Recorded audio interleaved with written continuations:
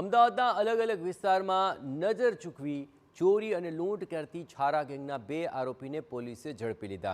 આરોપીઓ કઈ રીતે લૂંટ અને ચોરીને અંજામ આપતા હતા તે સમગ્ર ઘટના સીસીટીવીમાં કેદ થઈ છે।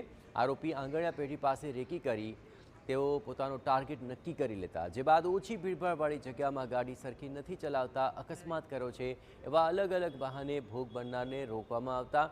ગેંગના કેટલાક આરોપી ભોગ બનનારને વાતોમાં રાખતા અને એ જ સમયે ગેંગના બીજા આરોપીઓ મુદ્દામાલ પડાવીને ફરાર થઈ જતા। પોલીસે 2 આરોપીઓની ધરપકડ કરી છે।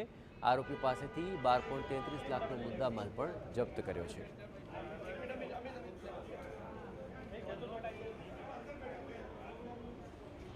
सात જેટલા ગુનાની કબૂલાત કરેલી છે, જેમાં 2 ઓળવના ઈજા કરીને બળજબરીથી કઢાવવા અને બોપલ પોલીસ સ્ટેશનમાં એક ચોરી અને એક રામોલમાં ચોરી અને એક સોલા પોલીસ સ્ટેશનમાં પણ ચોરીને કબૂલી હતી।